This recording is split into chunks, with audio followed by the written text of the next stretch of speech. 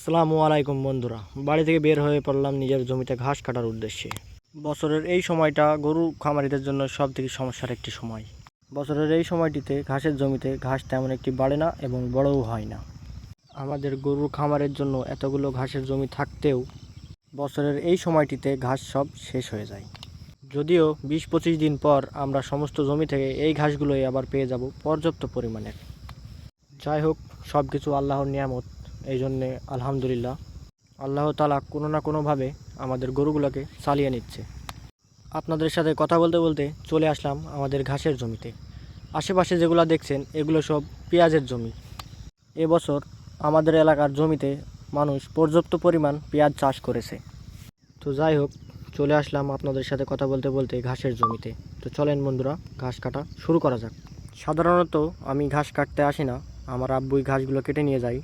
আমি মাঝে মধ্যে আসি বিকেল টাইমে, কারণ বিকেলের আবহাওয়াটা অনেক সুন্দর থাকে, তেমন একটি পড়েও না মৌসুম থাকে এবং যতটুকুই পড়ে আপনারা যে ঘাসগুলো দেখছেন এইগুলো আমাদের গরুর 3 দিনও। আপনারা যারা গরু পালন করবেন ভাবে চিন্তা ভাবনা করছেন, ঘাসের জমিতে ঘাস লাগান, তারপর গরু পোষার চিন্তা ভাবনা করেন। ঘাস ছাড়া গরু পালন করা অসম্ভব একটি বিষয়। ঘাস ছাড়া আপনারা খড় দিয়েও গরু পালন করতে পারেন, কিন্তু সেটাতে অতটা ফলন আপনাদের দেবে না। গরু রোগা পাতলা হবে এবং গরুর গ্রোথ অতটা ভালো হবে না। তো যাই হোক, বিকেলের আবহাওয়াটা অনেকটা সুন্দর, কাজ করতেও খুব ভালো লাগছে।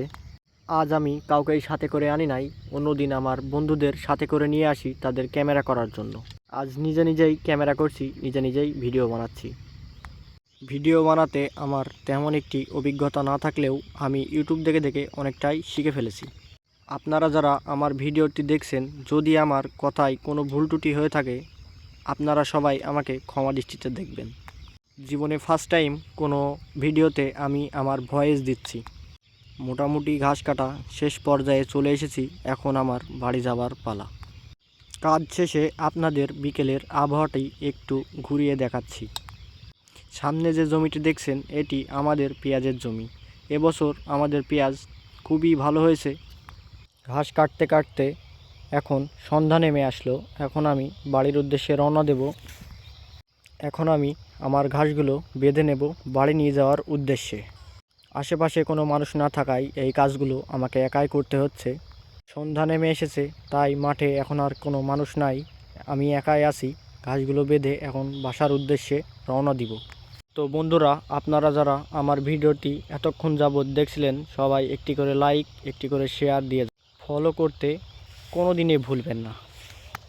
গ্রামের এই প্রাকৃতিক দৃশ্য এবং কৃষিকাজের এই সকল ভিডিওগুলো দেখতে আমার চ্যানেলটি আপনারা ফলো দিয়ে সাথে থাকুন। ধন্যবাদ সবাইকে। আসসালামু আলাইকুম বন্ধুরা, আশা করি সবাই ভালো আছেন এবং ভালো থাকবেন।